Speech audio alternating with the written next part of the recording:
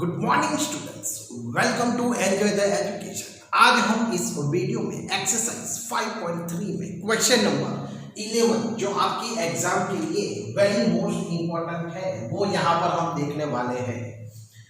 If the sum of the first nth term of an arithmetic progression is 4n minus n square, what is the first term, that is s1? What is the sum of the first two term? What is the second term? Similarly, find the third term, 10th term and the nth term। यहाँ पर हमें find करना है। बहुत सारे questions यहाँ पर हमें दिए गए हैं। ओके, तो यहाँ पर हमें क्वेश्चन में क्या दिया गया है? फर्स्ट, if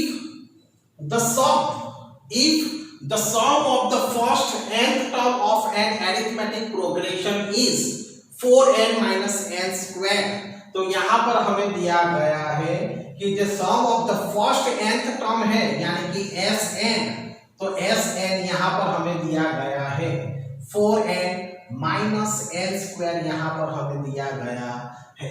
ओके, और यहाँ पर हमें फाइंड करना है what is the first term, that is s1 क्या है वो हमें फाइंड करना है। यानी कि sn की जगह पर हमें 1 रखना है, तो s1 is equal to 4, n की जगह पर हम 1 रख देते हैं, तो 4 1 या 4, 1 में से 1 का स्क्वायर 1, 4 में से 1 लेस करते हैं तो हमें 3 मिलता है।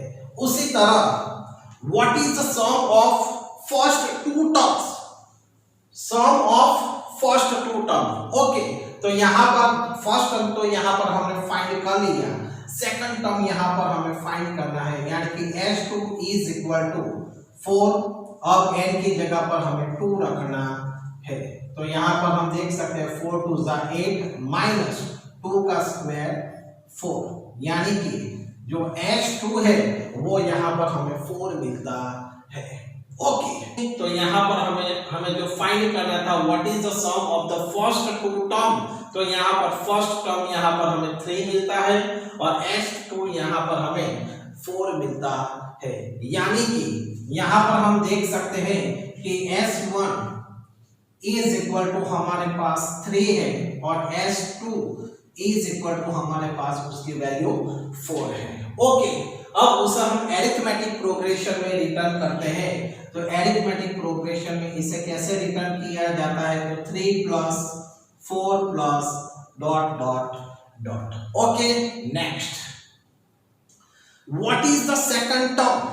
अब यहाँ पर हमें सेकंड टर्म फाइंड करना है, t2 यहाँ पर हमें फाइंड करना है, तो वो हम कैसे फाइंड कर सकते हैं?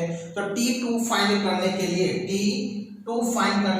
a प्लस हमारे पास d, तो यहाँ पर हमारे पास फर्स्ट टर्म होना चाहिए और डिफरेंस भी हमारे पास होना चाहिए। ओके, तो यहाँ पर मैं आपको एक बात बताना चाहता हूँ जो बहुत वेरी मोस्ट इंपॉर्टेंट है कि एरिथमेटिक प्रोग्रेशन में यदि हमें नंबर्स दिए जाते हैं एरिथमेटिक प्रोग्रेशन के, तो 1 2 3 4 एज फॉर एग्जांपल इस तरीके से यहाँ पर हमें दिया जाता है, तो एरिथमेटिक प्रोग्रेशन में उसके सम को किस तरीके से, ये टर्म है और उसके सम को हम किस तरीके से हमें रिटर्न करके दिया जाता है, तो 1 प्लस 1 में 2 ऐड करते हैं तो 3 प्लस 3 में 3 ऐड करते हैं तो हमें थर्ड टर्म 6 मिलता है, 6 में 4 ऐड करते हैं तो 10th हमें फोर्थ टर्म मिलता है।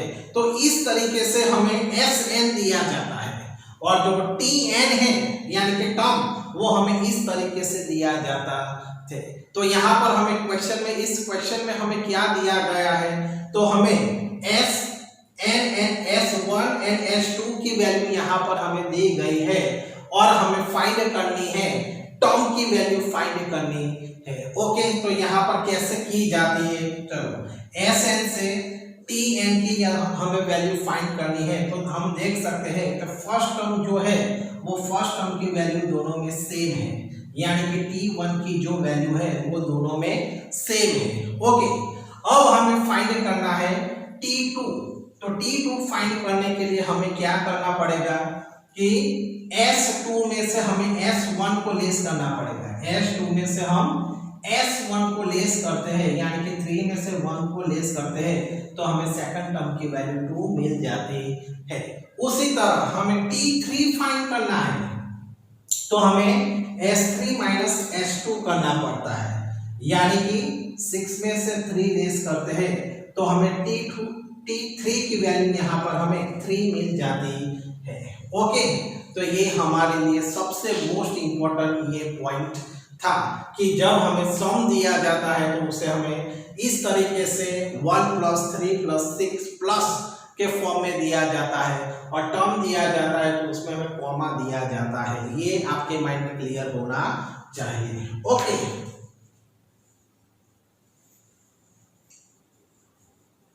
तो अब यहाँ पर हमें फाइंड क्या करना है, what is the second term. तो हमने देखा कि दोनों में जो फर्स्ट टर्म है वो फर्स्ट टर्म तो दोनों में T1 एंड S1 दोनों में फर्स्ट टर्म सेम होता है, यानी कि T1 इज इक्वल टू यहाँ पर हमें 3 मिलता है। ओके, और T2 यहाँ पर जो हमें फाइंड करना है वो यहाँ पर हमें S2 माइनस S1 यहाँ पर करना है, तो S2 यहाँ पर हमें कितना है 4, तो 4 में से हम 3 लेस करते हैं, तो यहाँ पर T2 की वैल्यू यहाँ पर हमें 1 मिलती है। ओके, तो what is the second term, तो सेकंड टर्म यहाँ पर हमें 1 मिलता है। ओके, तो चलो एरिथमेटिक प्रोग्रेशन में हम उसे रिटर्न कर देते हैं, first term 3 and second term 1 dot dot dot. अब यहाँ पर हमें फाइंड करना है, similarly find the third term, 10th term and nth term. तो टर्म फाइंड करने के लिए सपोज थर्ड टर्म यहाँ पर हमें फाइंड करना है, तो third term is equal to a plus 2d, यानी यहाँ पर हमारे पास कॉमन डिफरेंस भी होना चाहिए। तो चलो कॉमन डिफरेंस हमारे पास फर्स्ट टर्म तो है, फर्स्ट टर्म 3 है, लेकिन कॉमन डिफरेंस हमें फाइंड करना है, तो T2 माइनस T1, तो 1 में से हम 3 लेस करते हैं, तो कॉमन डिफरेंस यहाँ पर हमें -2 मिलता है। ओके, तो चलो अब यहाँ पर हम रख देते हैं, फर्स्ट टर्म हमारे पास 3 है, कॉमन डिफरेंस 2 है, -2 है, तो 3 + -4 यानी कि -1।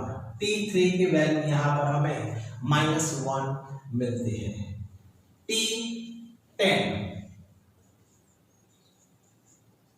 तो टर्म 10 यानी कि a + 9d, तो 3 + 9d की जगह पर -2, तो 9 × 2 = 18 -18 में से 3 लेस करते हैं तो -15, यानी कि T10 की वैल्यू यहाँ पर हमें -15 मिलती है। अब यहाँ पर हमें फाइंड करना है Tn, यहाँ पर हमें फाइंड करना है। ओके,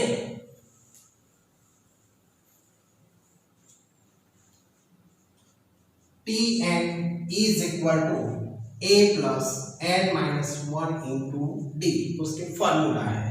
तो चलो फर्स्ट टर्म 3 है, n की वैल्यू हमारे पास नहीं है, d की वैल्यू यहाँ पर हमारे पास -2 है, तो 3 + -2 के इन दोनों के साथ मल्टीप्लाई करते हैं, तो -2n माइनस इंटू माइनस +2, तो यहाँ पर हम देख सकते हैं 3 + 2 5 -2n, यानी कि Tn लास्ट टर्म की वैल्यू यहाँ पर हमारे पास 5 - 2n यहाँ पर हमें मिलती है।